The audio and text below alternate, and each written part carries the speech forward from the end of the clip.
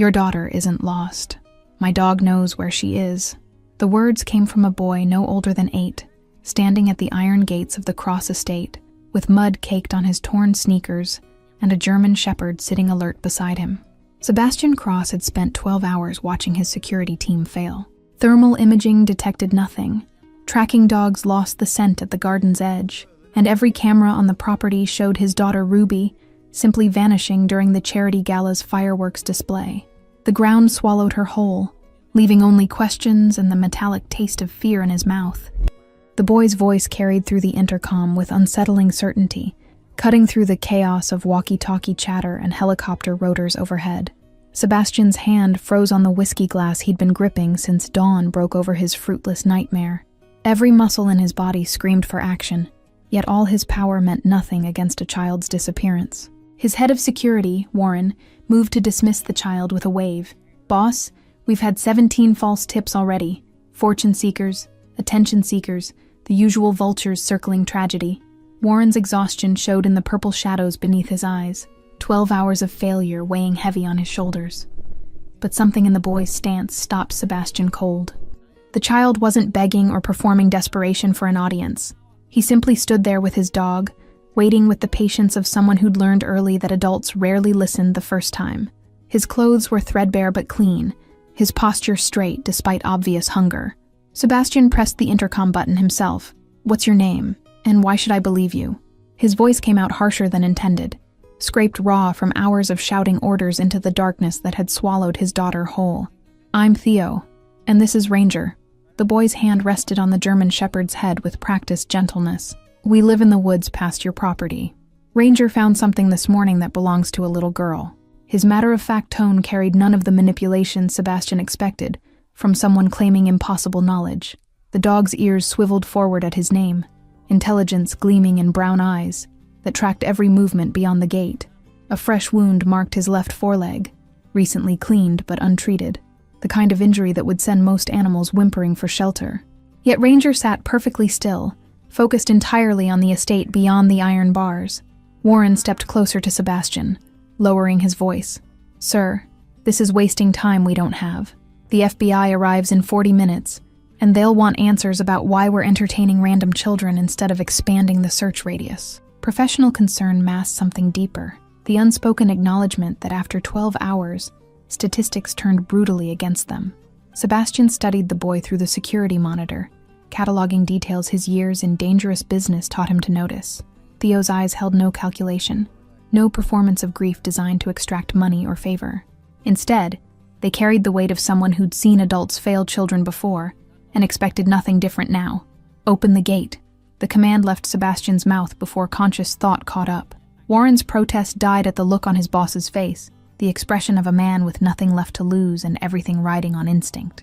12 hours of sophisticated technology had produced exactly nothing. The iron gate swung open with mechanical precision, and Theo walked through without hesitation. Ranger moved beside him with a slight limp, favoring his injured leg, but never breaking stride. The boy's gaze swept the estate's manicured grounds with the quick assessment of someone who'd learned to map escape routes by reflex. Sebastian met them halfway down the drive, unable to wait inside while Possibility walked toward him on dirty sneakers.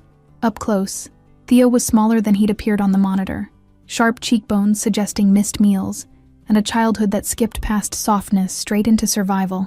The boy carried himself like an old soul trapped in a young body. "Show me what Ranger found." Sebastian forced his voice lower, gentler than the desperation clawing at his chest. The early morning sun cast long shadows across the estate, marking the passage of time in a night that refused to end. Every second Ruby remained missing felt like a stone added to the weight crushing his lungs. Theo reached into his jacket pocket and produced a small object wrapped in a clean cloth. He unfolded it carefully, revealing a silver charm bracelet Sebastian recognized with a jolt that went through him like voltage. Ruby's bracelet, the one her mother gave her before cancer claimed her life 3 years ago, the one Ruby never removed. "Ranger found this near the old creek bed, about 2 miles into the forest." Theo's voice remained steady, but his fingers trembled slightly as he offered the bracelet. There were 2 sets of footprints there, both small. One belonged to a girl around 6, the other to a boy maybe 4 years old. Information delivered with the precision of someone who'd learned to observe details adults missed. Warren moved forward, but Sebastian raised a hand, taking the bracelet himself. The metal was cold against his palm, and a smudge of mud still clung to one of the charms. His daughter had been alive this morning, alive and somewhere in the forest that stretched for miles beyond his property's carefully controlled boundaries. 2 sets of prints. Sebastian's mind raced through implications. My daughter didn't wander off alone. She was with another child. The realization shifted everything, transforming random tragedy into something with pattern and purpose. Ruby wouldn't leave the estate alone, but she would follow someone who needed help. Theo nodded, something like relief flickering across his young face. Your daughter probably saw someone who needed protecting. Kids like us, we recognize each other. The casual way he categorized himself spoke volumes about a life lived on society's margins, where children learned early to identify their own kind. Sebastian's chest tightened at the unintended accusation in those words. His daughter lived in privilege, protected by walls and security, yet somehow she'd recognized distress that all his expensive systems missed. Ruby inherited her mother's instinct for finding wounded things and refusing to abandon them, no matter the cost. Warren cleared his throat, tactical mind already adjusting strategy. If they're in the forest, we need to redirect search teams immediately. But sir, those woods cover over 15 square miles of rough terrain. We'll need helicopters with thermal imaging back in play. His radio crackled with distant voices, other security personnel awaiting orders. Thermal imaging didn't work last night because you didn't know where to look. Theo's interruption carried quiet confidence that bordered on audacity. Ranger can find them. He's been tracking the scent since dawn. The German shepherd's ears pricked at the change in conversation tone, body tensing with readiness. Sebastian studied the boy with new intensity. Years of reading people in high-stakes negotiations coming into focus. How do you know about thermal imaging? And why would a child your age be living in the woods with a dog instead of in a home? Questions that mattered less than finding Ruby but needed asking nonetheless. I know things because I pay attention. Theo's chin lifted slightly, defensive pride flashing across his features. And I'm in the woods because the foster system decided my brother and I were better off separated. They were wrong, so I left to find him. Raw honesty delivered without self-pity, just statement of fact.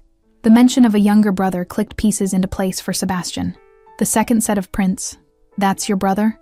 Understanding dawned with the cold clarity of someone recognizing their daughter's enormous heart had led her into danger. Ruby would absolutely follow a small child into the forest if she thought he needed help. His name is Finn, and he's 4 years old.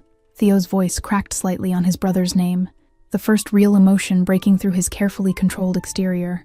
3 nights ago, 2 men came looking for him at the place where I'd been hiding him. We ran, but they followed us into the forest near your property. Sebastian's blood ran cold as implications cascaded through his mind. This wasn't random chance or childhood wandering. His daughter had somehow witnessed a pursuit during the gala and done exactly what her mother would have done. She'd intervened, consequences be damned, and now both children were missing in 15 square miles of wilderness. Warren's hand moved to his weapon, professional instincts taking over. Boss, if there are men actively pursuing these children, we're dealing with potential kidnapping. I need to call this in to local authorities immediately. This goes beyond private security protocols. His expression had shifted from skepticism to grim calculation. No police yet. Sebastian's command came out sharp, honed by years of making decisions others questioned. If these men are still out there, sirens and uniforms will spook them into doing something desperate. We find the children first, then we deal with whoever's hunting them. The Mafia boss in him understood predators better than any protocol manual.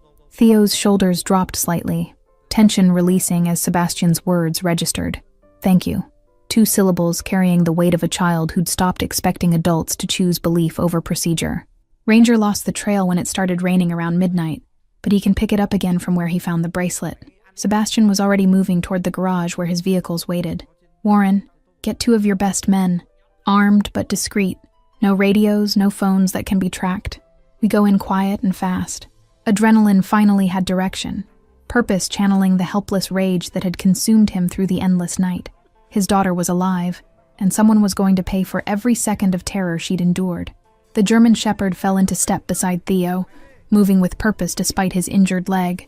Up close, Sebastian could see the dog was older than he'd first appeared, gray, threading through the black and tan fur around his muzzle. But Ranger's eyes held unwavering focus. The kind of determination that came from a bond forged through survival rather than convenience. "How did you find the bracelet this morning?"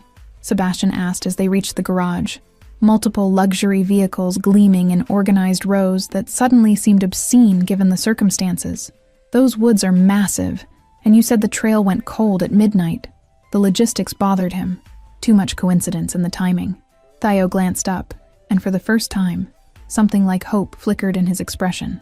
Ranger never stops searching when someone needs finding. He worked the area all night in circles until he picked up something. "We found the bracelet caught in brush near the water, and he knew it mattered." Pride colored his words when speaking of his dog, the kind of devotion that transcended simple pet ownership. Sebastian selected his Range Rover, built for rough terrain, and equipped with emergency supplies he'd never expected to actually need. Warren and 2 other security personnel, both former military, both trusted, climbed in with practiced efficiency. Theo and Ranger took the back seat, the boy's small frame dwarfed by leather upholstery that cost more than most people's monthly rent. "The creek bed where you found the bracelet. How far from the property line?" Warren pulled out a topographical map, professional focus overriding his earlier skepticism. "We need to establish search parameters and likely movement patterns if we're doing this without official support." His finger traced potential routes through the forest. Theo leaned forward, studying the map with surprising comprehension. "About 2 miles northeast, past the ravine that drops 30 feet. There's only one safe way down, which means if they cross there, they were heading deliberately toward the old lumber mill." His finger pointed to a spot on the map that made Warren's expression darken. "That lumber mill's been abandoned for 15 years. Warren's voice carried implications Sebastian caught immediately. "It's also the perfect location for someone who wants to stay hidden. Structure still intact, multiple exit points, surrounded by dense forest that makes approach difficult." The tactical assessment hung heavy in the vehicle's confines. Sebastian's hands tightened on the steering wheel as he navigated the estate's perimeter road toward the forest access point. Dawn had fully broken now, golden light filtering through trees that suddenly seemed less like natural beauty and more like walls of a massive labyrinth hiding his daughter. Every second of driving felt like wasted time, yet rushing blindly would accomplish nothing. "The men who were chasing your brother." Sebastian kept his eyes on the rough path ahead, but his voice demanded answers. "Who are they? And why target a 4-year-old child?" The question carried weight beyond parental concern. It was the tone of someone who'd spent years navigating dangerous people and recognizing threat patterns. Theo's reflection in the rearview mirror showed internal struggle, loyalty warring with necessity. They work for the agency that placed Finn in his last foster home, but they're not there to help him. They're there to make sure he disappears before he can talk about what he saw. Words delivered with the bitter knowledge of a child who'd learned to distrust the systems meant to protect him. Warren exchanged glances with Sebastian, both men reaching the same grim conclusion. Corruption in child services isn't uncommon, but actively hunting a child suggests serious criminal exposure. Warren's military background showed in his clinical assessment. What could a 4-year-old possibly witness that warrants this level of pursuit? His foster father ran an illegal adoption ring, selling children to people who couldn't pass legitimate background checks. Theo's voice dropped to barely above whisper, as if speaking it louder might make the horror more real. "Finn's too young to testify, but he's not too young to be a loose end they want tied up. I got him out 3 weeks ago, and they've been hunting us since." The Range Rover jolted over a particularly rough patch of terrain, throwing everyone forward against seatbelts. Ranger braced himself with practiced ease, never taking his attention from the window, as if memorizing the route for future reference. The dog's injured leg had started bleeding again, dark spots appearing on the vehicle's expensive leather, but he showed no signs of stopping.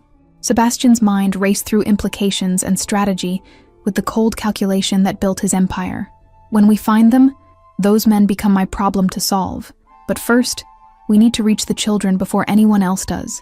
Authority rang through his words, not a request or suggestion, but a statement of absolute intention backed by resources most people couldn't imagine. They reached the forest access point where maintained paths gave way to wilderness, and Sebastian killed the engine. The sudden silence felt oppressive, broken only by bird song and the distant sound of running water. Theo opened his door immediately, Ranger leaping out despite his injury with the urgency of purpose renewed. "Show me where you found the bracelet."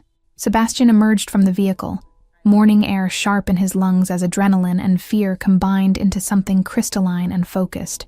Behind him, Warren and the security team moved with quiet efficiency, checking weapons and equipment with the practiced ease of men who'd operated in hostile territory before. Theo and Ranger moved into the forest without hesitation, the boy navigating through underbrush with the confidence of someone who'd made these woods his home. The German shepherd ranged slightly ahead, nose working the ground in methodical sweeps that spoke of training or instinct honed through necessity. His limp was more pronounced now, but determination overrode pain. The forest closed around them within minutes, civilization vanishing as if it had never existed. Sebastian found himself following a child and a wounded dog into terrain where all his money and power meant nothing, where success depended entirely on trust placed in the most unlikely of guides. The irony wasn't lost on him, but desperation had a way of stripping away pretense. Warren moved beside Sebastian, voice low enough not to carry beyond them. "Sir, I need to say this.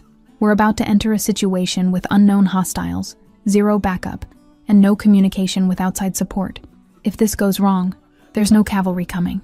Professional obligation demanded the warning, even as his presence proved he'd made his choice. Then it doesn't go wrong. Sebastian's response carried the absolute certainty of someone who'd built an empire by refusing to accept unacceptable outcomes. "My daughter is out here, and we're bringing her home. Everything else is just obstacles to remove." The Mafia boss emerged in his tone, the man who'd climbed to power by doing what others wouldn't. Theo stopped ahead, Ranger's posture shifting from searching to alertness. "This is where I found the bracelet this morning." He pointed to an area near the creek where water rushed over smooth stones, the sound peaceful in direct contrast to the circumstances. Broken branches and disturbed earth told stories to those who knew how to read them. Sebastian knelt beside the spot, studying details with intensity born of desperation mixed with professional assessment. 2 sets of small footprints were still visible in the mud, exactly as Theo described. One slightly larger, one heartbreakingly tiny. The prints headed downstream, toward the ravine Warren had mentioned, toward the abandoned lumber mill and whatever waited there. Ranger's low growl pulled everyone's attention forward, his body tensing as his nose caught something in the air. The German shepherd looked back at Theo once, communication passing between boy and dog that needed no words. Then Ranger started forward again, following a scent invisible to human senses, but apparently clear as highway to his trained nose. Ranger led them deeper into the forest for another 40 minutes, his pace never faltering despite the blood trail marking his path. The terrain grew rougher, forcing them to navigate fallen logs and dense thickets that scratched exposed skin and caught on clothing. Sebastian's expensive suit jacket hung in tatters, but vanity had ceased to exist the moment his daughter disappeared. The ravine appeared suddenly, a 30-foot drop exactly as Theo had described, with a narrow path zigzagging down one side. Recent rainfall had made the descent treacherous, mud slick under their feet as they picked their way down single file. Warren cursed quietly when his boot slipped, catching himself on an exposed root that held just long enough. At the bottom, Ranger paused to drink from the creek, his injured leg trembling with exhaustion. Theo knelt beside him, checking the wound with gentle fingers that suggested medical knowledge far beyond his years. "He needs rest and antibiotics, but he won't stop until we find them." Pride and worry mingled in the boy's voice equally. Sebastian crouched beside them, watching the interaction with new understanding. "You've kept him alive out here for 3 weeks, treating injuries, finding food, staying hidden from people actively hunting you." Statement, not question. Acknowledgement of survival skills most adults never developed. "How old were you when you learned to live like this?" 6. Theo didn't look up from examining Ranger's paw. "First foster home kicked me out for behavioral issues, which meant I cried too much about missing my brother. Spent 4 months on the streets before social services caught me and started the cycle over." Clinical recitation of trauma that should have broken a child but somehow forged steel instead. The lumber mill materialized through the trees like a ghost from industrial past, its weathered structure somehow still standing against decades of neglect. Broken windows gaped like empty eye sockets, and sections of roof had collapsed inward, leaving exposed beams that pointed skyward like skeletal fingers. Nature had begun reclaiming the building, vines threading through cracks and small trees sprouting from what used to be the loading dock. Warren signaled for silence, hand gestures indicating tactical positions his team understood instantly. They spread out in a loose perimeter, moving with the practiced stealth of men who'd done this in far more dangerous places. Sebastian found himself holding his breath, every sense heightened to painful intensity as they approached the structure's main entrance. Ranger's growl came low and dangerous.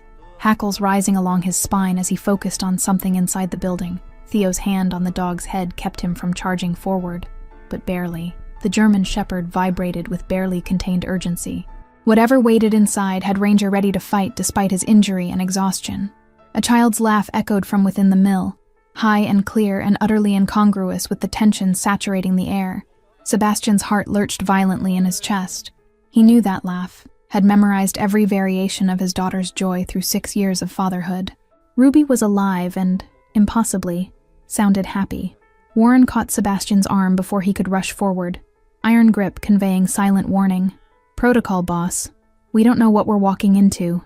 Professional caution warred with understanding in his expression. He had children too, knew the primal urge to reach them regardless of danger. Let me clear the entrance first. But Theo was already moving, slipping past them with Ranger at his heels before anyone could stop him. The boy moved like smoke through the building's shadows, innate understanding of how to be invisible guiding his steps. Sebastian cursed and followed, adrenaline overriding tactical sense. Warren's muttered profanity trailing behind them as the security team scrambled to maintain formation. The mill's interior was a maze of rotting machinery and collapsed sections, shafts of sunlight piercing through holes in the roof to illuminate floating dust particles.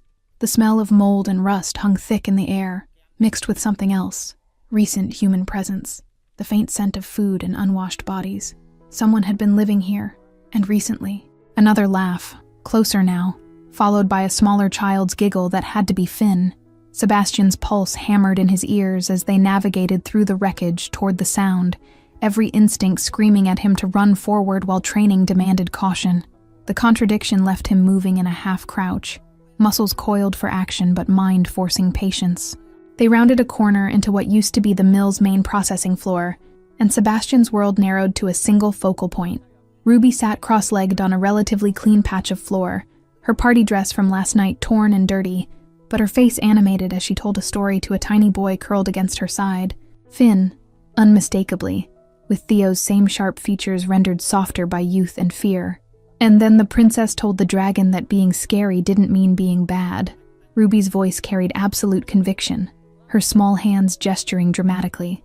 The dragon just needed someone to understand him, and after that, they became best friends. She'd invented countless stories since her mother died, each one carrying themes of redemption and unlikely friendship that broke Sebastian's heart with their wisdom. Finn's eyes were wide with wonder, thumb tucked securely in his mouth despite his age. The dragon wasn't bad? The question came out muffled around his thumb, hopeful and desperate in equal measure. Whatever this child had witnessed, he needed desperately to believe that monsters could choose differently. Theo's breath caught audibly, and Finn's head whipped around at the sound. "Theo!" The 4-year-old scrambled to his feet and launched himself at his brother with the absolute trust of a child who'd been waiting for salvation he knew would come. Theo caught him, dropping to his knees as small arms wrapped around his neck with desperate strength. Ruby jumped up, her face cycling through confusion, recognition, and relief in rapid succession. "Daddy?" Her voice cracked on the word.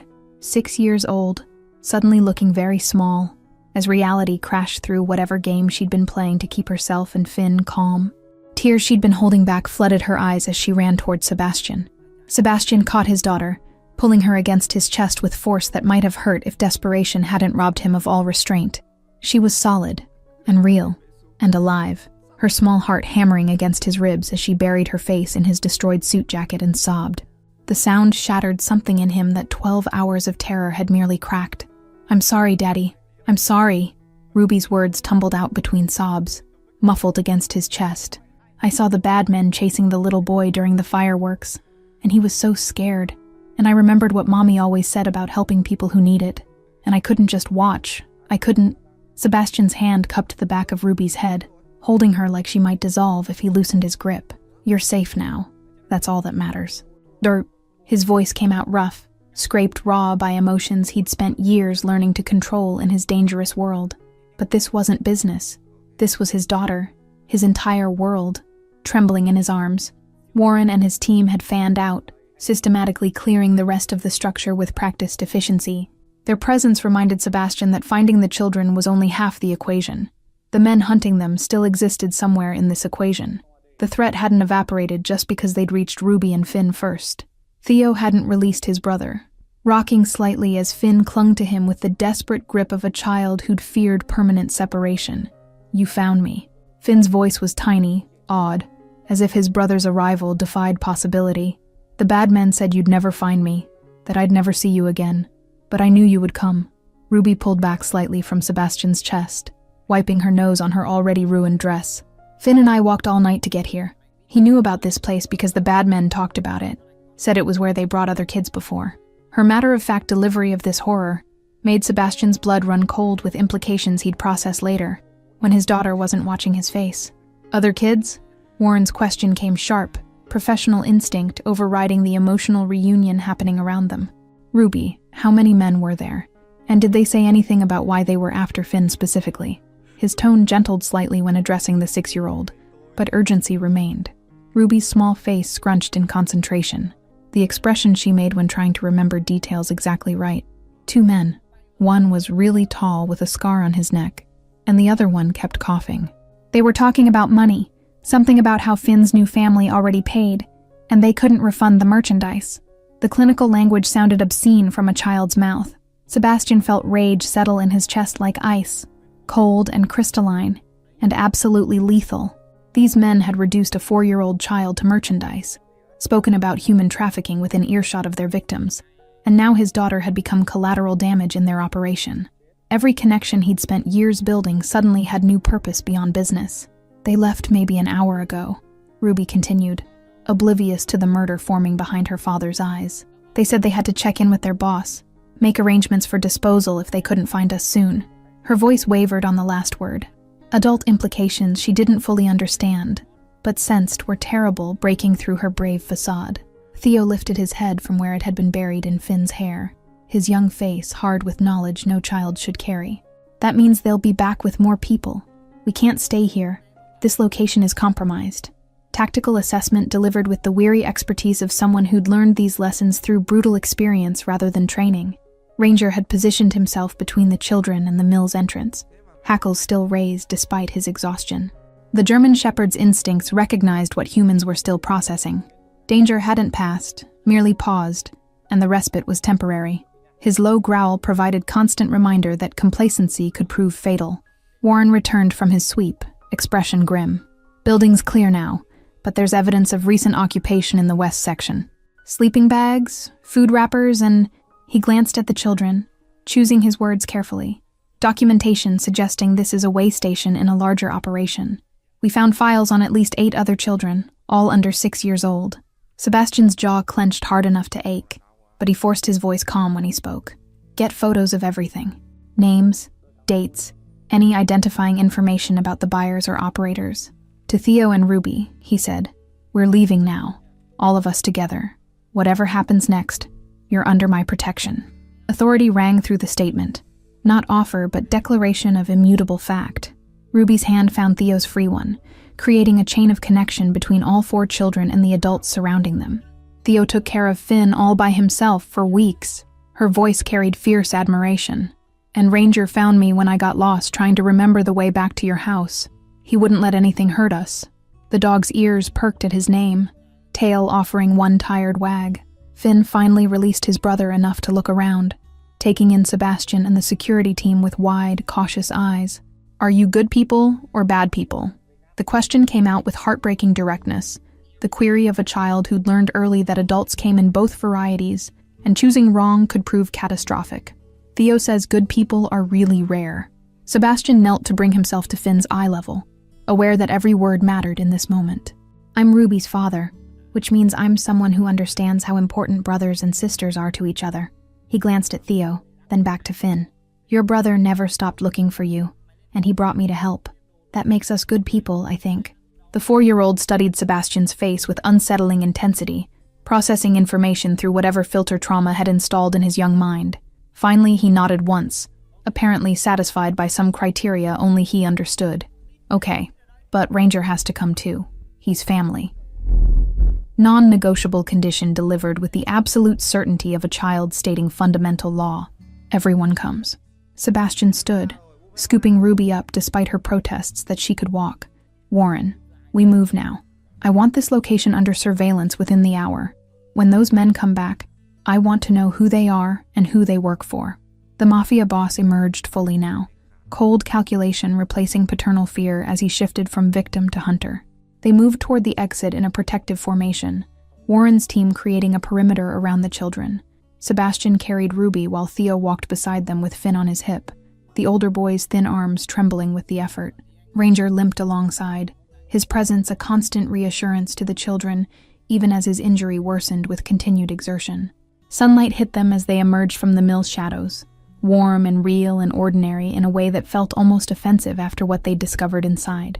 The forest stretched around them, beautiful and indifferent to human evil, bird calls continuing their cheerful songs as if children weren't being bought and sold in abandoned buildings beneath the trees. The journey back to the Range Rover took half the time it had taken to reach the mill, urgency overriding caution now that they had the children secure. Sebastian's arms burned with Ruby's weight, but he wouldn't have released her even if she'd asked. Physical contact provided constant confirmation that she was real, alive, returned from the nightmare that had consumed his last 12 hours. Theo kept pace despite carrying Finn, his young body pushed past reasonable limits by necessity and adrenaline. Twice he stumbled on the rough terrain, but each time he caught himself, adjusted his grip on his brother, and continued without complaint. The boy's jaw was set in grim determination that reminded Sebastian of soldiers he'd known, people who refused to acknowledge pain because surrender wasn't an option they could afford. Warren coordinated quietly with his team via hand signals, maintaining tactical awareness even during extraction. His eyes constantly scanned the forest, looking for movement that didn't belong, listening for sounds that suggested pursuit. Professional paranoia earned through years of keeping dangerous people alive in dangerous situations. Instincts Sebastian trusted absolutely because they'd never failed him before. They reached the vehicle without incident, though every second of the climb up from the ravine felt exposed and vulnerable. Sebastian secured Ruby in the back seat, her small hands refusing to release his jacket until he promised he wasn't going anywhere. Theo settled Finn beside her, both younger children gravitating toward each other with the comfort of shared ordeal. Ranger collapsed in the cargo area with an exhausted groan that spoke of reserves fully depleted. Blood had soaked through the makeshift bandage on his leg, and his breathing came labored, but his eyes remained alert, tracking everyone's movements as if standing guard even in exhaustion. The German shepherd had given everything he had to find these children, pushing past injury and fatigue through pure determination.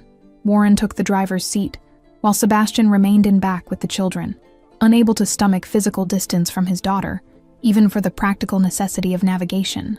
His arm stayed wrapped around Ruby's shoulders, anchoring her to his side as the Range Rover lurched forward over rough terrain. She'd stopped crying but hadn't stopped trembling, small aftershocks of adrenaline crash working through her system. "Daddy?" Ruby's voice came small, hesitant in a way she rarely sounded. "Are you angry with me for leaving?" The question carried weight beyond simple curiosity. It held the fear of a child who'd done what she believed was right, but understood that right actions sometimes carried wrong consequences. Her fingers twisted in his jacket, waiting for judgment.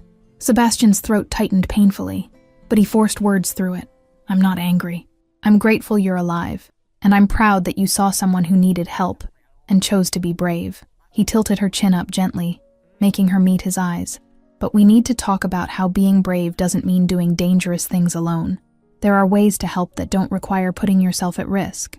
Theo's expression flickered with something complicated, gratitude mixed with pain, the look of a child who'd never had someone speak to him about bravery as valuable, rather than bravery as foolishness. His arms tightened around Finn, who'd finally fallen asleep against his brother's chest, tiny snores providing counterpoint to the vehicle's rumble. Safety had arrived like anesthesia, allowing unconsciousness trauma had prevented. "What happens to us now?" Theo's question came quiet, but direct, practical concerns reasserting themselves now that immediate danger had passed. "Social services will put Finn back in the system if they find us.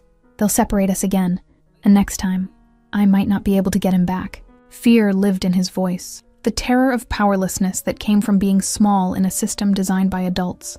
Sebastian met the boy's eyes in the rearview mirror, seeing Ruby's hand slip into Theo's with casual protectiveness. "What happens now is that you and Finn stay with me until we figure out something permanent." The words emerged with finality that surprised even him. He hadn't planned this, hadn't thought beyond finding Ruby. "Those men aren't going to stop hunting you, and I'm not about to let them succeed." Warren's glance in the mirror carried question and concern, but he said nothing. Years of working together meant he understood when Sebastian made decisions that transcended rational business sense, operating instead from the moral code that lived beneath the dangerous exterior. Some lines couldn't be crossed. Some innocence couldn't be abandoned, regardless of complexity or cost. You don't even know us. Theo's response came out defensive, protective suspicion flaring against hope that kept disappointing him. Why would you risk getting involved with the people who run that operation? They're connected to powerful systems. Child services, police, probably judges. You can't just take us in like stray dogs. Despite the words, desperate longing colored his tone, the sound of someone trying not to want what they couldn't have. I know enough. Sebastian's voice carried the absolute certainty that had built an empire through force of will and refusal to accept limitations others considered absolute. I know you protected your brother for weeks with nothing but determination and a dog. I know my daughter recognized something worth risking her life for. And I know that anyone who treats children as merchandise has picked a fight with the wrong person. The Range Rover emerged from the forest onto maintained roads, civilization reappearing with jarring normalcy. Other vehicles passed them, people living ordinary lives unaware that meters away sat children who'd survived human trafficking attempts and fathers who'd stared into the abyss of loss. The disconnect between worlds felt vast, bridgeable only through deliberate choice to see what most preferred to ignore. Ruby had fallen asleep against Sebastian's side, her breathing evening out as exhaustion finally overrode adrenaline. He studied her face in the growing daylight, the smudge of dirt on her cheek, the scratch above her eyebrow, the peace that only sleep could provide after trauma. His daughter was safe, but safety felt insufficient now. The world contained men who hurt children, and knowing this demanded response beyond simple relief. There's a woman. Theo's voice broke the contemplative silence, quiet but urgent. Iris Vaughn. She was my teacher before the first foster placement fell apart. She tried to help me keep track of Finn, fought with social services about keeping us together. If anyone can navigate the legal side of this without alerting the wrong people, it's her. Hope and uncertainty mingled in his expression, offering help while fearing rejection. Warren's fingers drummed on the steering wheel, tactical mind processing new information. A teacher who stood up to social services probably made enemies in the system. That could work in our favor, someone with motivation to expose corruption rather than protect it. Professional assessment delivered without emotional inflection, but Sebastian heard the underlying approval. Warren's sister had been a teacher before cancer took her.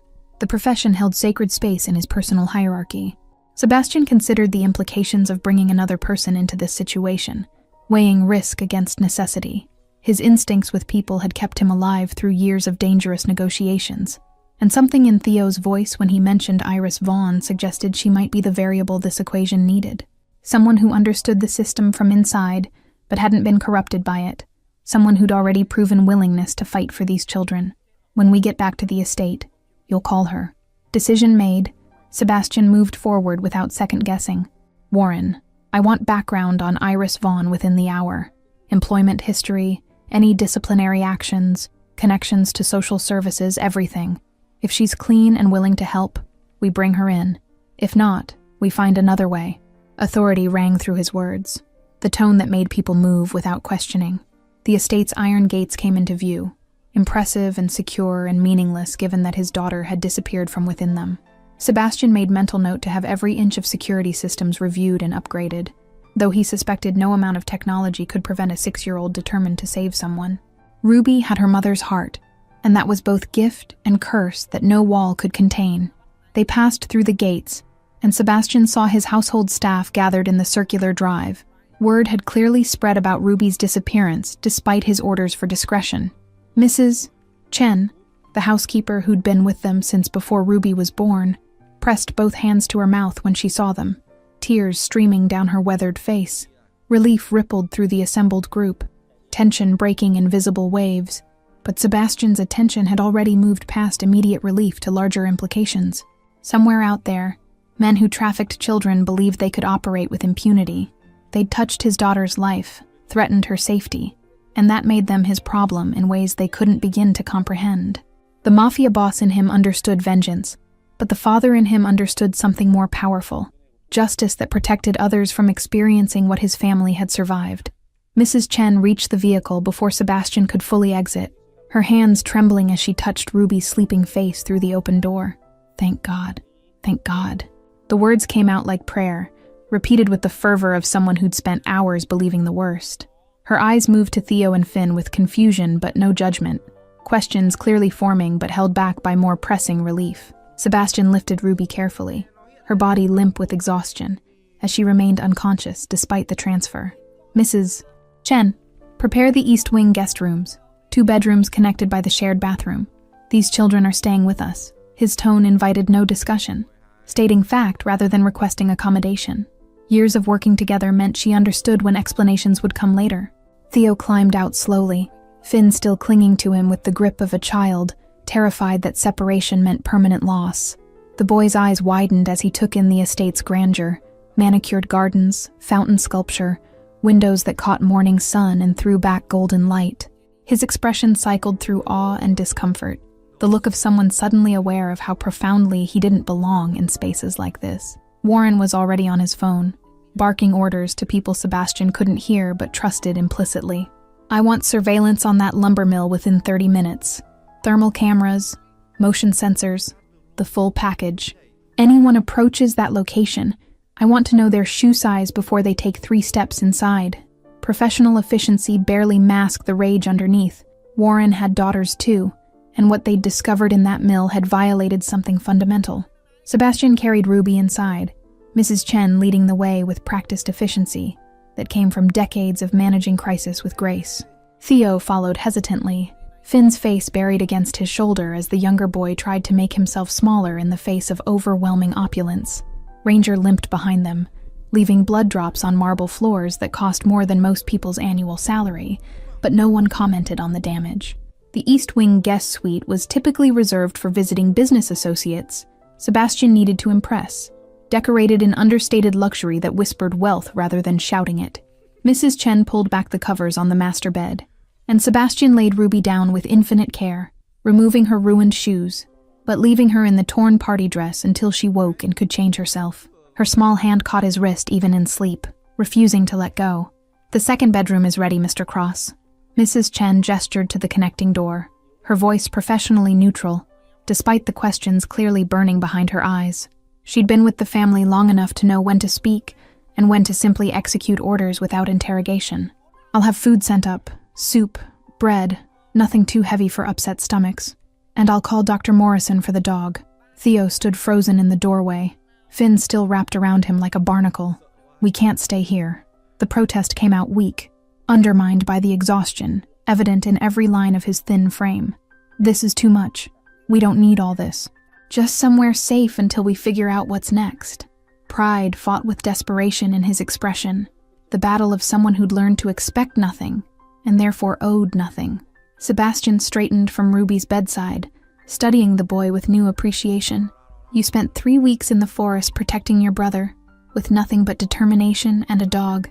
I think you've earned the right to sleep in a bed for 1 night. He gestured to the second bedroom. Put Finn down. Let him rest somewhere warm. Being strong doesn't mean refusing help when it's offered freely. The words seemed to crack something in Theo's carefully maintained composure. His shoulders sagged slightly, exhaustion finally permitted to show now that safety had arrived. He carried Finn into the adjoining room, laying his brother on sheets that probably cost more than every possession they'd owned combined. The 4-year-old's eyes fluttered open briefly, registered his brother's presence, then closed again with the trust of a child who believed Theo could protect him anywhere. There are clothes in the dresser, probably too big but clean and warm, Mrs. Chen's voice had softened, maternal instincts overriding professional distance. Bathroom is stocked with everything you need. I'll have food up in 10 minutes, and Dr. Morrison should arrive within the hour for Ranger. She paused, then added quietly, You're safe here, child. Mr. Cross doesn't make promises he doesn't keep. Sutter. Theo's eyes met Sebastian's across the space between rooms, searching for deception or ulterior motive, the way abused animals checked for hidden threats. Whatever he found seemed to satisfy some internal test, because he nodded once, acceptance tentative but real. Thank you. 2 words that carried the weight of someone unused to speaking them. Gratitude that came hard because kindness had been so rare in his experience. Warren appeared in the hallway, phone still pressed to his ear, but expression grim in a way that made Sebastian's instincts flare with warning. He stepped out of the children's earshot, pulling the door partly closed behind him. What did you find? The question came out flat, already braced for news that would complicate an already impossible situation. Background on Iris Vaughn just came through. Warren's voice dropped to near whisper, ensuring their conversation remained private. Former elementary school teacher, resigned 4 months ago after filing formal complaints against child services regarding placement irregularities. Her complaints were dismissed as unfounded, but she didn't stop. She's been building a case independently, documenting patterns of children disappearing from the system. Respect colored his tone, the recognition of someone fighting battles others avoided. Sebastian processed this information rapidly, implications cascading through his tactical mind. She's already investigating the same network that's after Finn. That makes her either an invaluable ally or a liability if the wrong people know she's involved. His eyes moved to the door where Theo and his brother rested, calculations shifting to account for new variables. Where is she now? That's the interesting part. Warren's expression shifted to something almost resembling approval. She's been living in her car for the past month after losing her apartment. Apparently standing up to corrupt officials doesn't pay well. Been spending her days at the public library, using their computers to compile evidence she can't afford to store anywhere else. He paused, then added, "She's clean, boss. Genuinely clean. No red flags, no suspicious connections, just a teacher who cared too much to look the other way." The description resonated with something in Sebastian's chest, recognition of the rare person who chose principle over comfort. "Find her. Bring her here. Tell her Theo needs her help." He glanced back at the guest rooms where 3 children slept, protected for the moment, but vulnerable in ways that transcended physical security. "And Warren? Make sure she understands this isn't a request from someone who plans to take no for an answer." Warren's slight smile acknowledged the implicit threat and promise in those words. "On it. What about the lumber mill surveillance?" His fingers were already moving across his phone screen, multitasking with the efficiency of someone who'd learned to juggle crises as routine. "Teams in position. But if those traffickers come back, we need a strategy beyond observation. When they come back, not if, we let them." Sebastian's voice carried the cold calculation that had built his reputation in far darker circles than polite society knew existed. "I want names, faces, vehicle information, every detail about their operation. Then we use those details to dismantle the entire network from the top down. These people need to understand that touching children carries consequences they can't negotiate their way out of." The sound of Ranger's pained whine drew their attention back to the guest suite. Through the partly open door, Sebastian could see Theo kneeling beside the German shepherd, speaking softly while examining the dog's injured leg with careful fingers. The boy's face was pale with worry, hands gentle despite the urgency in his movements. Whatever connection existed between child and dog ran deeper than simple pet ownership. This was partnership forged through shared survival. Mrs. Chen appeared with a tray of food, navigating past them with practiced grace. "Dr. Morrison just called. He's 15 minutes out and bringing surgical supplies in case they're needed." Her eyes lingered on Ranger with professional assessment. "That dog's lost a lot of blood. He might need a transfusion if the wound is as bad as it looks from here." No judgment colored her tone, just practical concern for an animal who'd clearly earned respect through action. Sebastian returned to Ruby's bedside, unable to remain away for long, even with Warren handling logistics. His daughter slept on, face peaceful in a way that contradicted the terror of the last 12 hours. He traced the scratch above her eyebrow with one finger, marveling at her courage and cursing it in equal measure. She had her mother's fearless heart, and that gift would give him gray hair before he reached 40. "Daddy?" Ruby's voice came out muzzy with sleep, eyes opening to slits that struggled against exhaustion. "Is Theo okay? And Finn?" Even half-conscious, her first concern was for the boys she'd protected, the children she'd risked everything to help. Pride and fear warred in Sebastian's chest at this evidence of who his daughter was becoming. "They're safe, right in the next room." Sebastian smoothed her hair back from her forehead, gesture automatic from 6 years of comforting nightmares and scraped knees. "Ranger's here too, and a doctor is coming to help him. You did something incredibly brave, Ruby, but now you need to rest and let the adults handle things for a while." Authority and gentleness balanced in his tone, father and protector occupying the same space. Ruby's eyes drifted closed again, but her hand found his and squeezed with surprising strength. "Promise you won't send them away." The words came out slurred with returning sleep, but the urgency beneath them was unmistakable.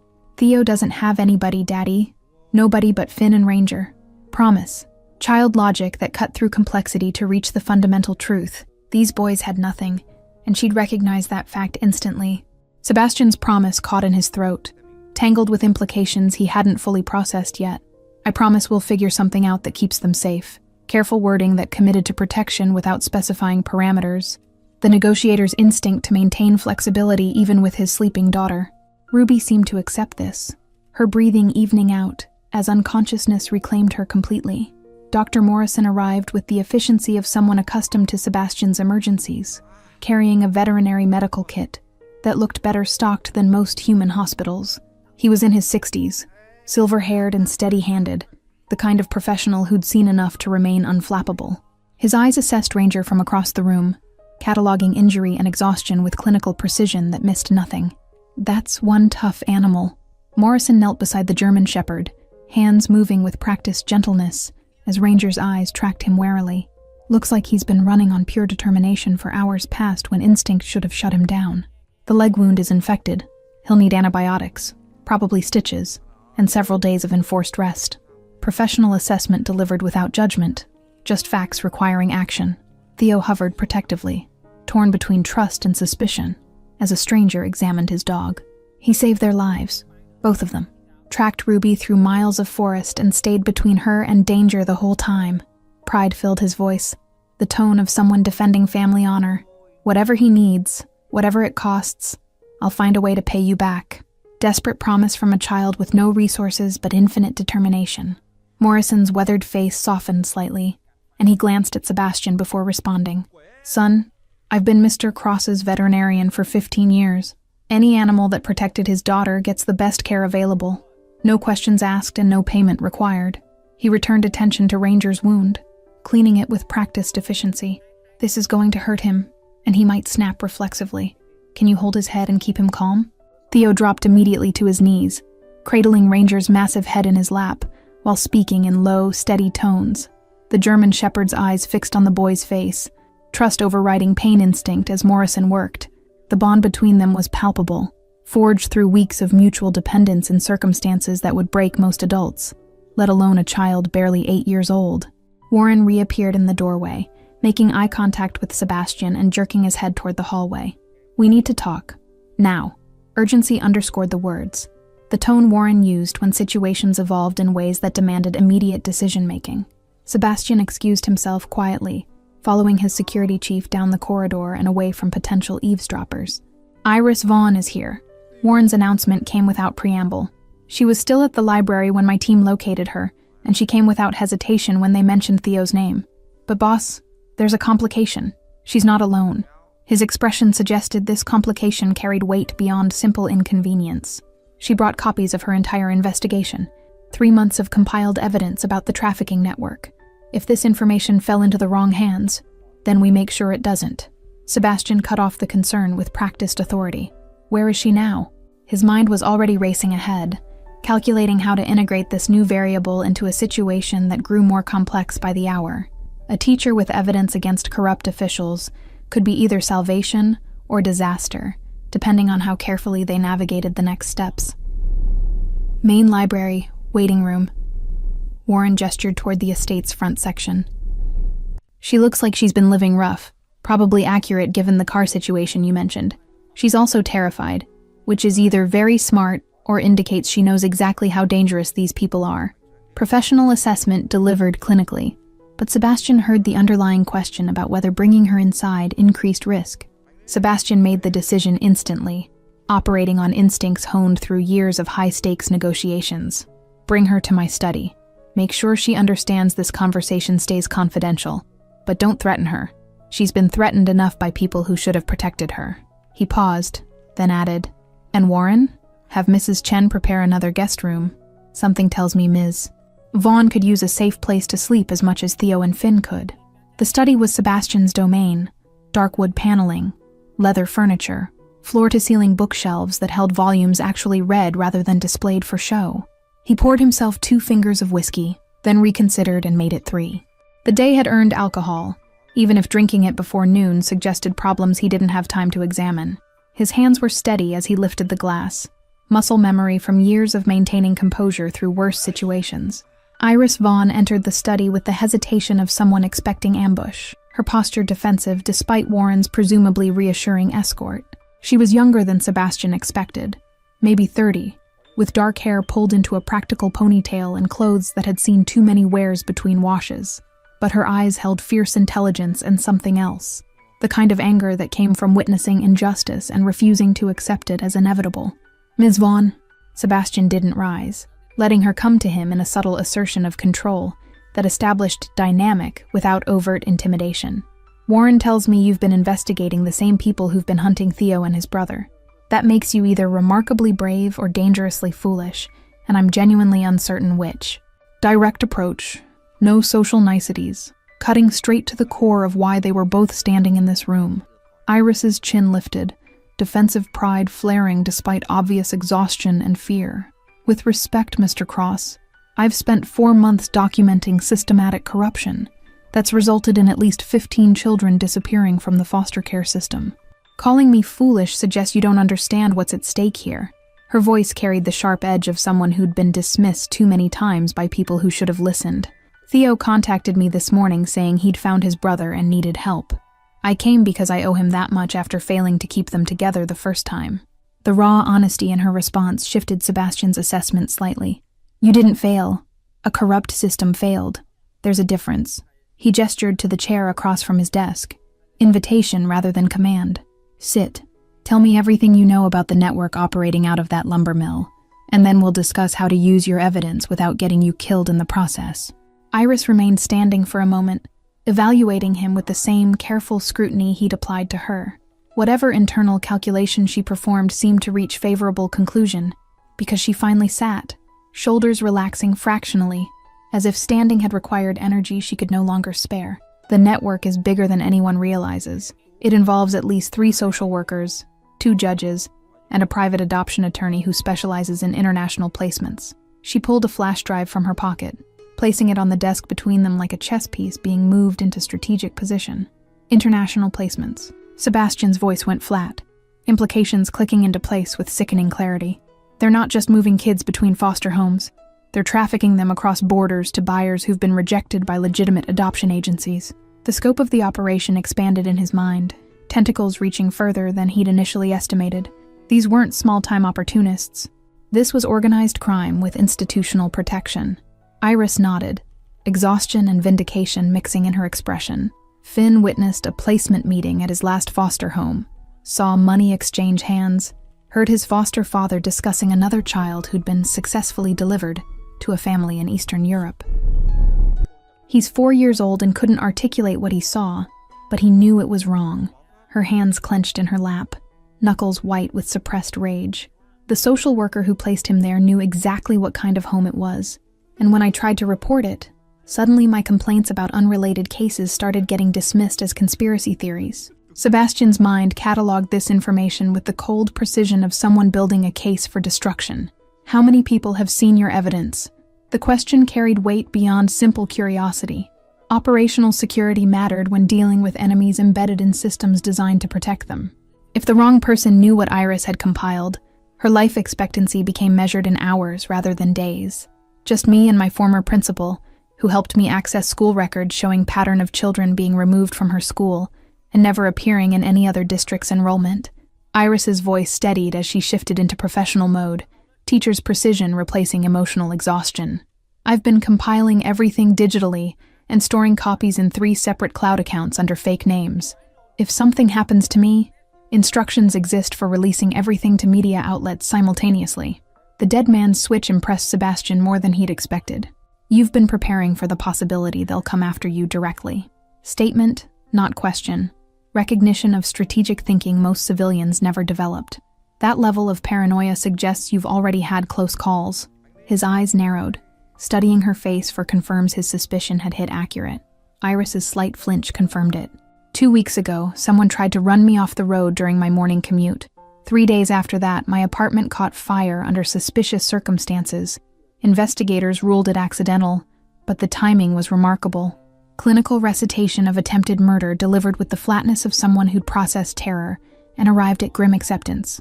I've been sleeping in my car and moving locations every night since then, which probably seems paranoid, except they really are trying to stop me. It's not paranoia if they're actually trying to kill you. Sebastian's dry observation broke some of the tension, and Iris's mouth twitched in what might have been a smile under different circumstances. "You'll stay here until we've neutralized the threat. Non-negotiable."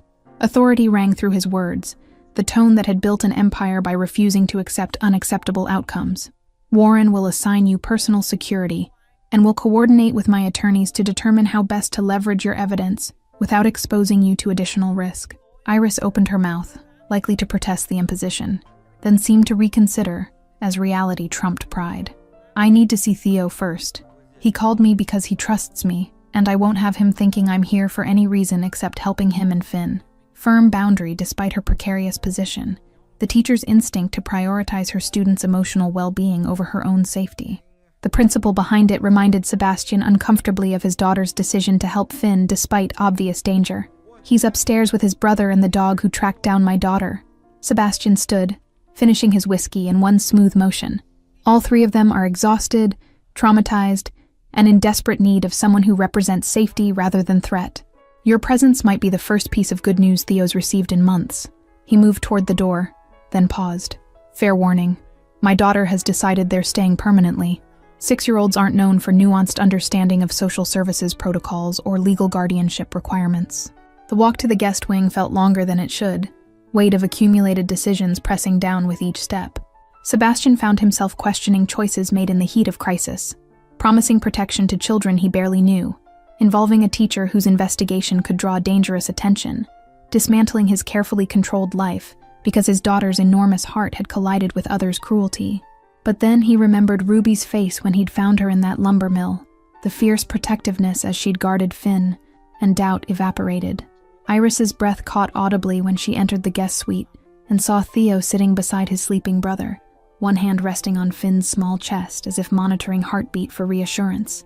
The boy's head whipped around at their entrance, eyes going wide with recognition and relief that stripped years from his carefully maintained maturity. "Ms. Vaughn?" Disbelief and hope mingled in those two syllables, the sound of someone seeing salvation appear when they'd stopped believing it existed. "Hi, Theo." Iris's voice cracked slightly, professional composure fracturing under the weight of genuine emotion. She crossed the room and knelt beside his chair, bringing herself to eye level in the instinctive gesture of a teacher who understood children needed equals, not authority figures looming over them. "I'm so sorry I couldn't keep you and Finn together before. I tried, but the system..." Words failed her. Inadequacy of explanation rendered meaningless by result. "You're here now." Theo's simple statement carried absolution, childhood's capacity for forgiveness that adults lost somewhere along the path to cynicism. "That's what matters. And Mr. Cross says we can stay here where it's safe, at least for a while." Uncertainty colored the last phrase, experience teaching him that adult promises often came with expiration dates. "You believe him, right? That we're actually safe this time?" Iris glanced at Sebastian, question implicit in her gaze. Was he making promises he intended to keep, or offering temporary shelter that would ultimately end in more disappointment for children who'd already experienced too much? Sebastian met her eyes steadily, letting her see the resolve that had carried him through years of dangerous decisions. Whatever silent communication passed between them seemed to satisfy her internal test. "I believe Mr. Cross is someone who keeps his word." Iris returned attention to Theo, her hand finding his and squeezing gently. "And I believe you're safe here in ways you haven't been safe in a very long time. But Theo, there are still legal realities we need to address. Social services will be looking for you and Finn, and we can't hide you forever." Teacher's honesty refusing to offer false comfort, respecting the boy's intelligence enough to acknowledge complexity. Theo's jaw set in the stubborn line Sebastian was beginning to recognize. They can look all they want. I'm not letting them take Finn again. Not after what he saw. Not when those people are still out there.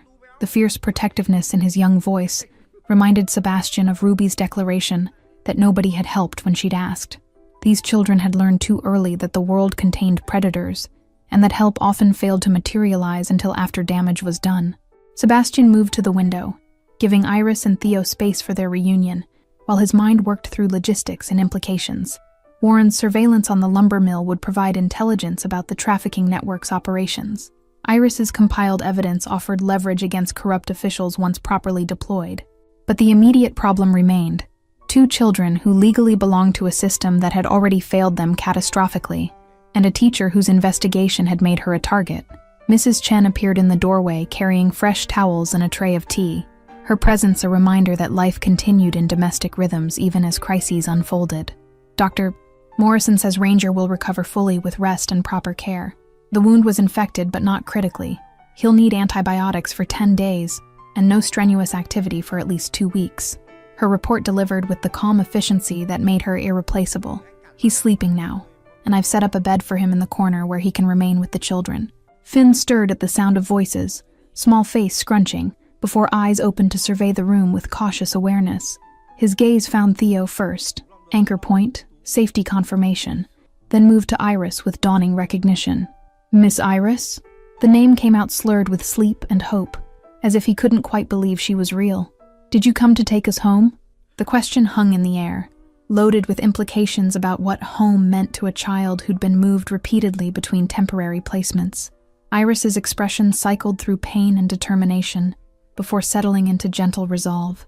I came to make sure you and Theo are safe, and Mr. Cross has kindly offered to let you stay here while we figure out what comes next. In careful wording that promised nothing she couldn't deliver.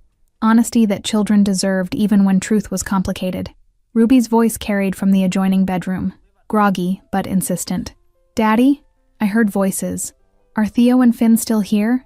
The question held anxiety that suggested she'd feared they'd disappeared while she slept. Nightmare logistics of adult decisions removing the boys she'd risked everything to protect.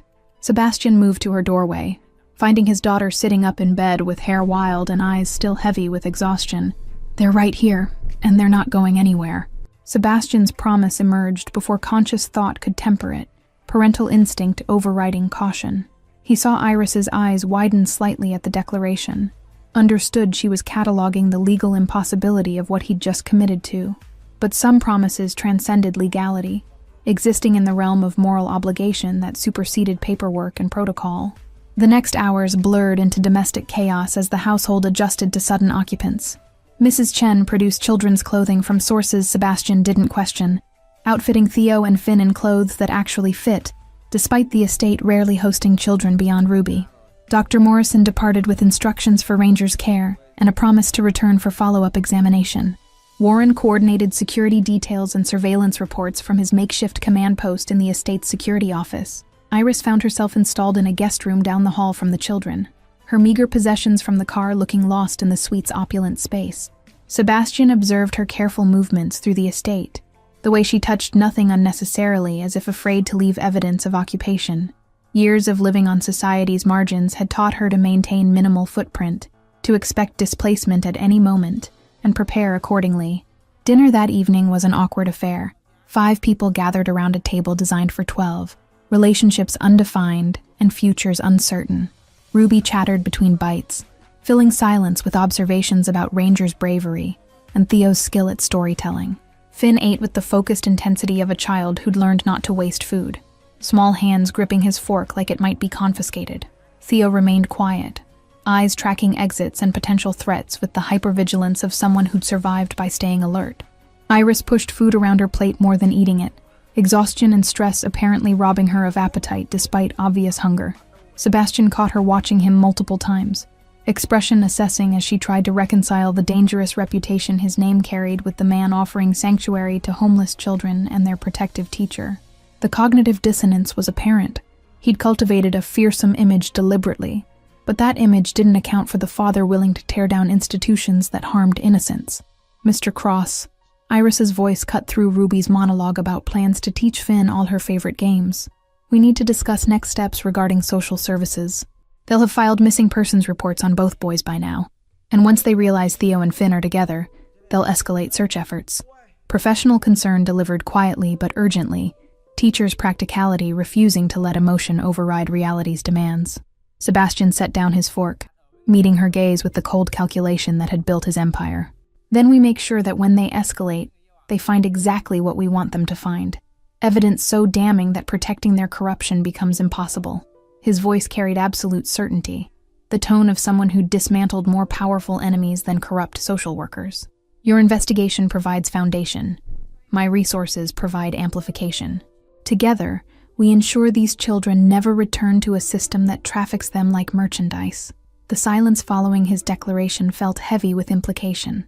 Iris's eyes widened slightly as she processed what he was proposing, not working within the system, but rather burning it down and rebuilding from ashes.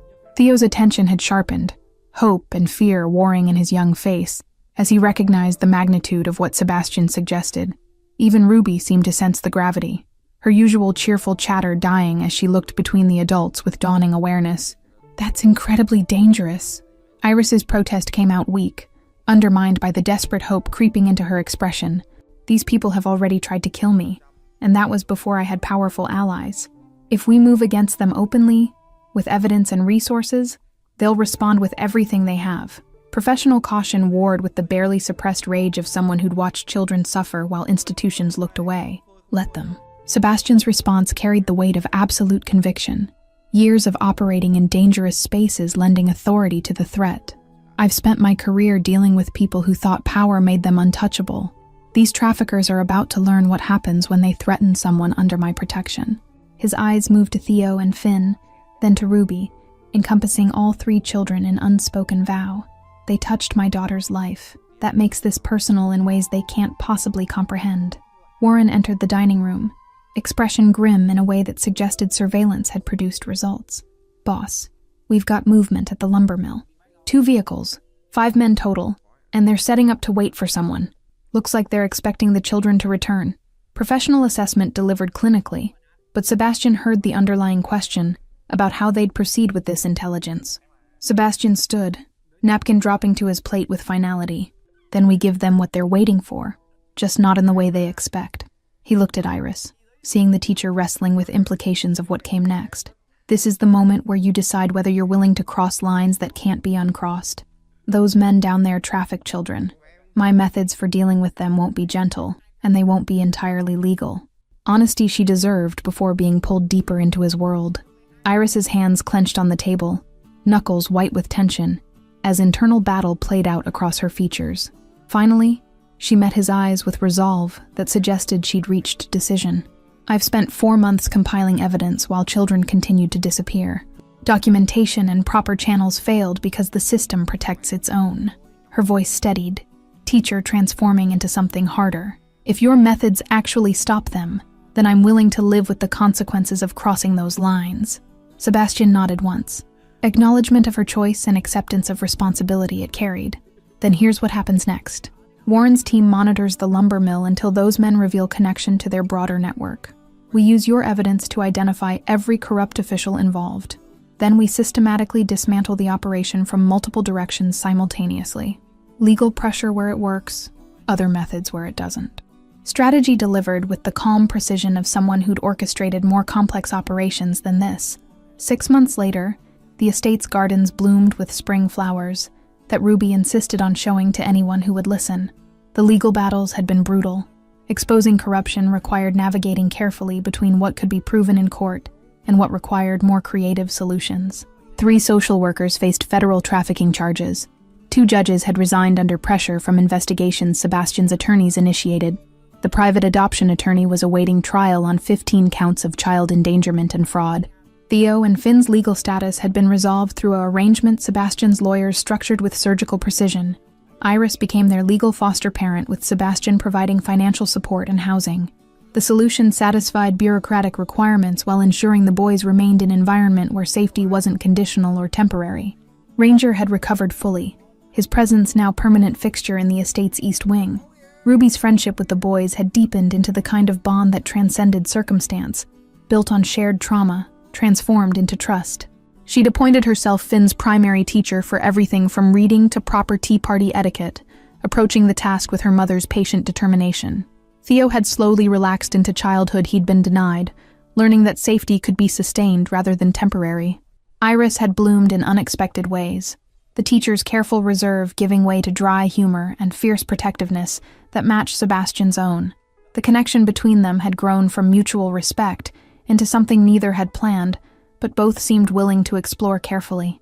She'd returned to teaching, but now at a private school on the estate grounds that Sebastian had established for Ruby, Theo, Finn, and other children whose situations required special consideration. The trafficking network's dismantlement had been thorough and permanent. Some arrests came through legal channels, evidence Iris compiled finally reaching uncorrupted officials with power to act. Other key players in the operation simply disappeared, their absence noted, but never fully explained. Sebastian's world operated with different rules than civilian society, and he'd applied those rules without hesitation to people who trafficked children. Warren's final surveillance report on the lumber mill showed it demolished by county order, the structure that had served as trafficking way station reduced to rubble and hauled away. The forest had begun reclaiming the space, new growth already visible where darkness had once festered. Sometimes justice required burning things down completely before rebuilding could begin, and Sebastian felt no regret about the ashes left behind. Thank you all for following this story about courage that comes in unexpected forms, and families built through choice rather than circumstance. If this touched your heart the way it touched millions of others, write in the comments which country you're watching from. Don't forget to like, subscribe, and share this video. Your support helps me continue bringing these stories to life. And remember, heroes really do come in all sizes. И этому человеку нужны, по сути, и дав ему, вот тут интересно, и дав ему в моменте огромное количество денег, останется ли он таким же? Либо это все поменяет его. Или у бедного, к примеру, или у богатого, забери все деньги, сможет ли он найти себе друзей, там, хорошую жену, стать там, не знаю, хорошим отцом?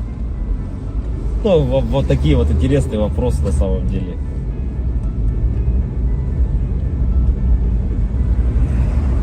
И, наверное, вот для бедных людей тоже, как бедных, я имею в виду финансово, которые, ну, зависимые финансово сильно. Богатые — это независимые финансово. Да, им пофигу вообще, там, что сколько стоит, не считают ни копейки. И вот бедный человек, что может держать его в морально нормальном состоянии?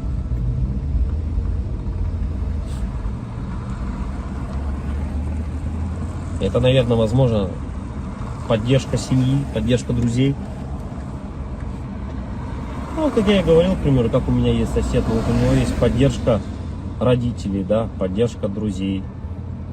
Но он не вылазит из ситуации, в той, в которую залез.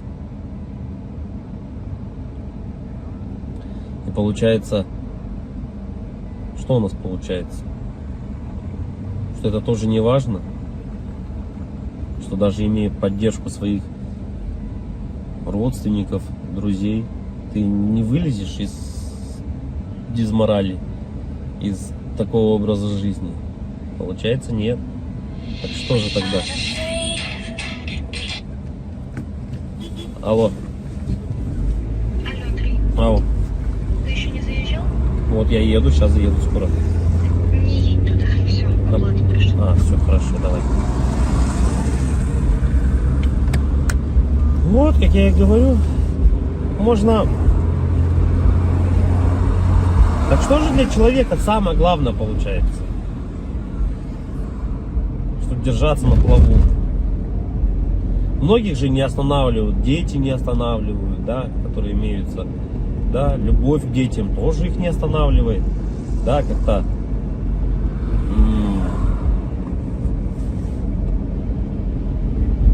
Поддержка... Наверное, вот если так разобраться, наверное, самое внутреннее, наверное, если вот так вот разобраться, прямо углубиться, возможно, поддержка жены, типа, или девушки, если прям вот глубоко внутрь копнуть, тоже на самом деле не всегда. Но если у тебя есть девушка и жена, ты на ежедневной основе с ней общаешься, с ней видишься. Ты единственный человек, по сути, да, который, наверное, важен в твоей жизни, который может дать дельный типа совет.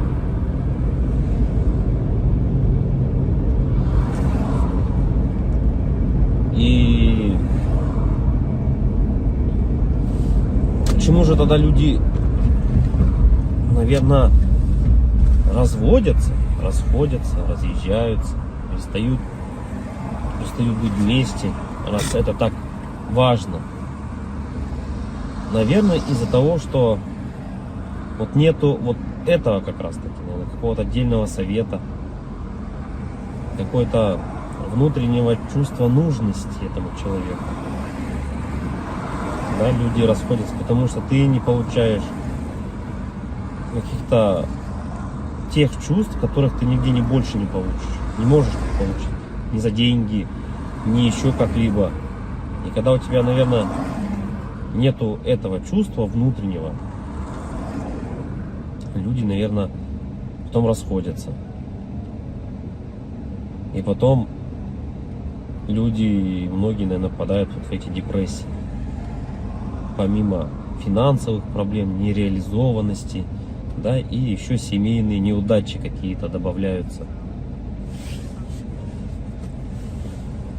Наверное, это было всегда у людей. Просто раньше, наверное, этому не придавали такой огласки, возможно. Да и раньше было чуть, наверное, возможно, проще. Я говорю, человеку надо было всего лишь выполнять свои функции какие-то. Да? Как бы человек мог сходить там, отработать, к примеру, на заводе, прийти, и он был спокоен был уже.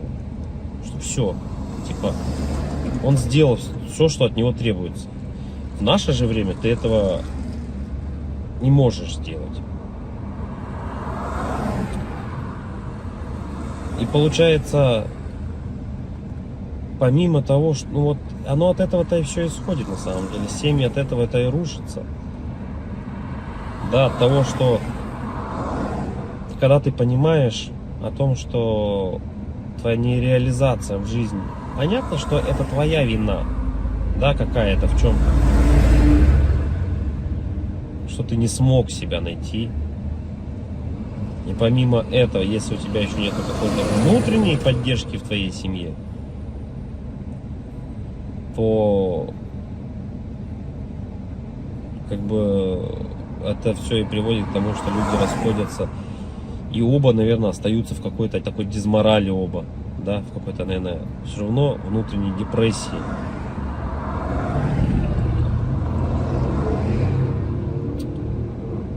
Короче, и как же избежать этого всего, наверное, главный вопрос. Тут, наверное, несколько вариантов. В наше время, наверное, это наверное, не опускать руки никогда, в первую очередь. Если взять со стороны мужчины, да, то в наше время, наверное, главное не то, типа, сколько он зарабатывает, а главное, чтобы, наверное, не опускать руки. Потому что работа примерно плюс-минус вся одинаковая. Плюс-минус везде она одинаково оплачивается. Да, но хотеть и стараться чего-то большего и не опускать руки, наверное, это одно из самых главных вещей. Да, стараться и хотеть чего-то большего. И тут вступает, наверное, вот это вот как раз таки еще и семейная поддержка, да, любовь, нежность, да, какая-то, поддержка словесная. И это, наверное, все сохраняет в тебе мотивацию к стремлению, к жизни, к желанию добиться чего-то большего. Можно не хотеть ничего на самом деле, да, устроиться в какую-то организацию, зарабатывать 100 тысяч рублей, но тебе этих денег явно не будет хватать. И в оконцове ты опять-таки поймаешь, наверное, эту дезмораль. Потому что все оно по кругу крутится. И потом люди на СВО уходят, умирают за 5-7 миллионов рублей. И я не думаю, что это кого-то осчастливит. Ну, во всяком случае, данного человека точно это не осчастливит.